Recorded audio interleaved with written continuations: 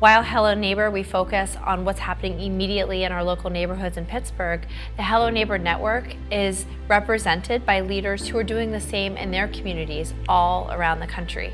There's a few core components that we know are really making a huge impact for the leaders of these organizations. We've connected really good people and they lean on each other. So those leaders might call each other for support in fundraising, in governance, in program development, program evaluation. Those things are actually incredibly hard to do as a grassroots leader because every day you're making decisions on where to spend your time. So what the Hello Neighbor Network does is create that sense of community. Many of these leaders, when they're thinking about a program to launch or what to do or how to sustain their organization, they can turn to the network for that kind of support. And then we also have our Resilience Grant Program, and that's a re-grant program where we're directly helping organizations access funding. What started as 8 organizations in 8 states in 2018 has blossomed to 96 organizations in 36 states.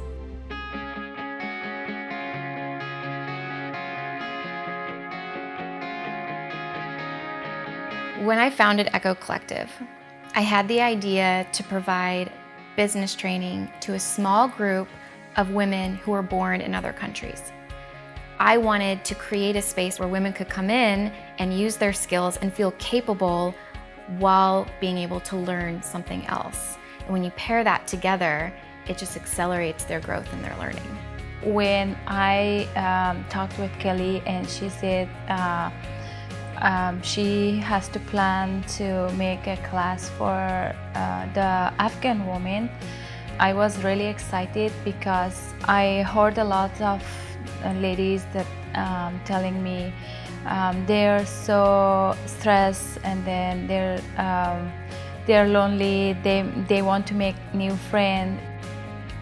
خیلی انگلیسی ما خوب شده. اول در کمپ که بودیم بدون تشکری دیگه چیز گفتن نمیتونستیم. حالا خیلی گپ میزنیم. به خاطر زیادتر همراه ما اسپانسر ما هم کمک کرد. ما را در کورس ها بردن، ما را در یک جایایی که مثال درس بود، چیز بود.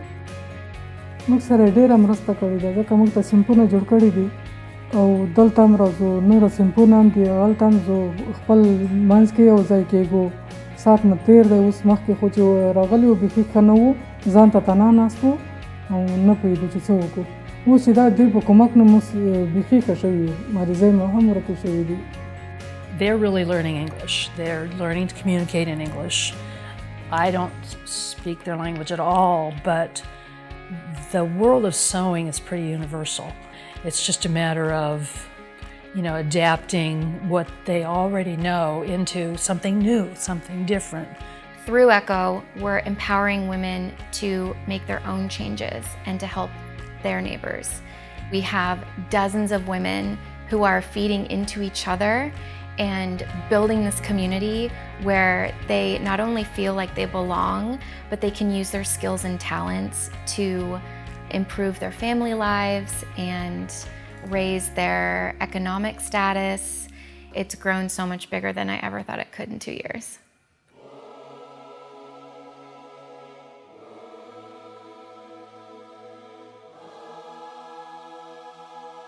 Pope Francis called on every parish in Europe to host a refugee family, and I was really inspired by that idea of calling on small communities to do the work of radical hospitality and of welcome.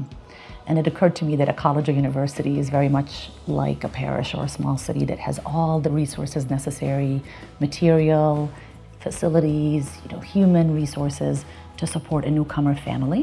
So I brought the idea to Guilford College's president to open up our campus to host newcomer families here. And we began hosting refugees on Guilford's campus in January of 2016. And we've been hosting refugees here for the last 7 years.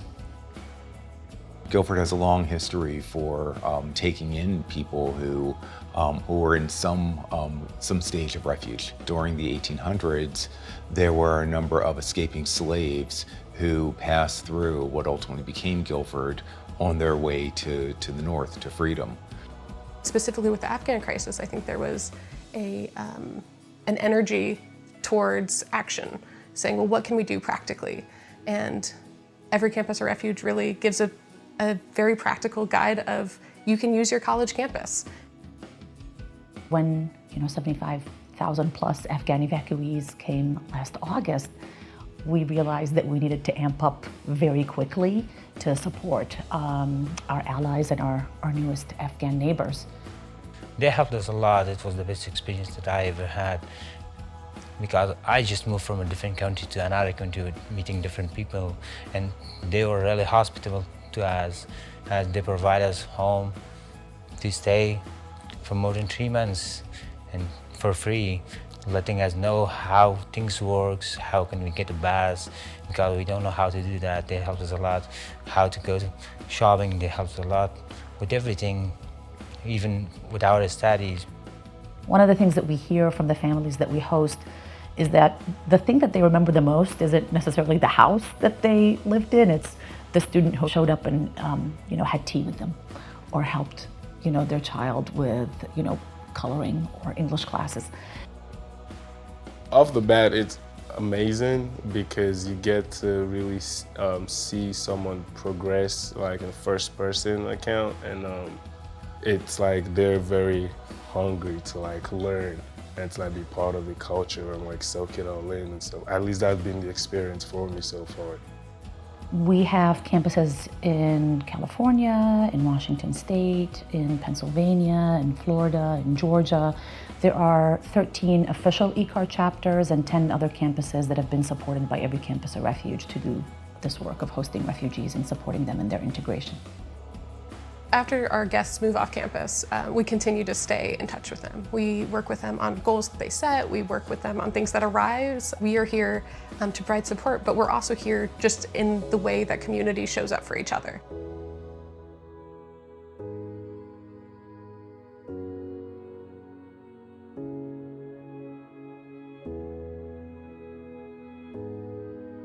Before August 2021, MAPS was involved in serving refugees on a regular basis through our services program, MCRC, Muslim Community Resource Center.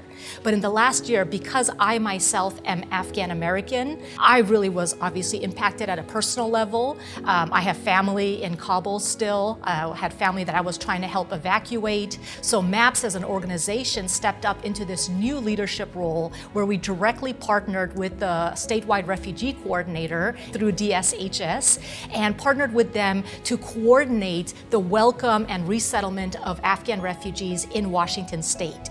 I think some of the most amazing wins, if you will, over this last year since the evacuation have really been tied to efforts that MAPS has been involved with. I mean, advocating for $35 million was just a Herculean effort.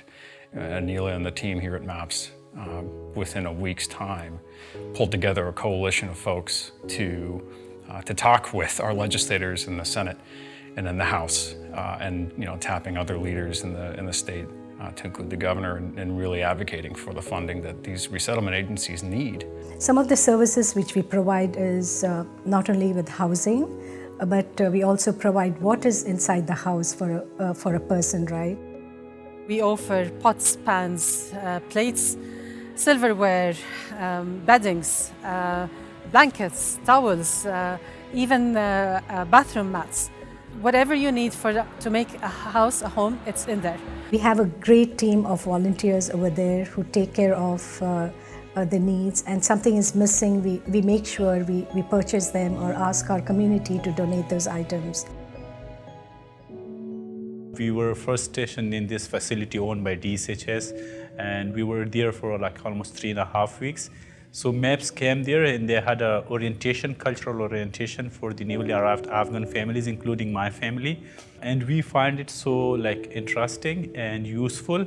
They really coded it perfectly, that what needs to be taught to the newly arrived Afghans first, and more importantly, they simplified it a lot. Like everybody could have catch the information so easily from the training.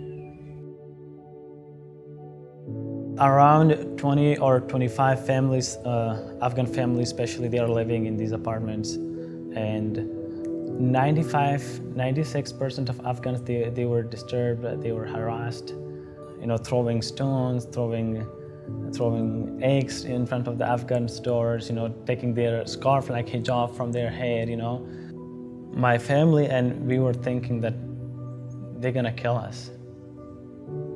MEPS was very helpful. They involved the police and let the police know, IRC, RRO, all these organizations to solve and find a solution for these problems. Everything is, calm now. They are going outside sometimes, enjoying their life. The kids are going to school. Alhamdulillah, everything is very good.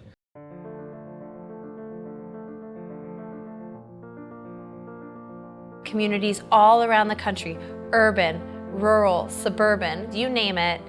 At the root of every organization are people. I'm finding the people in Seattle more friendly, more supportive. There are community work which is still going on and they're doing a great and noble job as of now. هدف ما میسته که با خود ما بزنس جور کنیم، با خود ما کار جور کنیم. به خاطر شوهرم که همراه امریکایی بودند اونجا نانبایی داشتن، مثال نان پخته میکرد با و نمو کسبش هسته.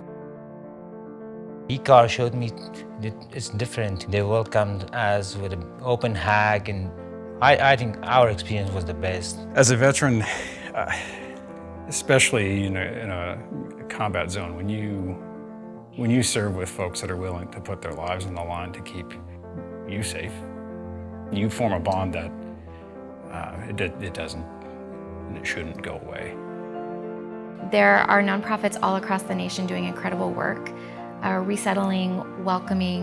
You may not be able to change the course of the entire world, but you can change and support someone's life by providing housing and providing support, being neighbors to folks who are newly arrived.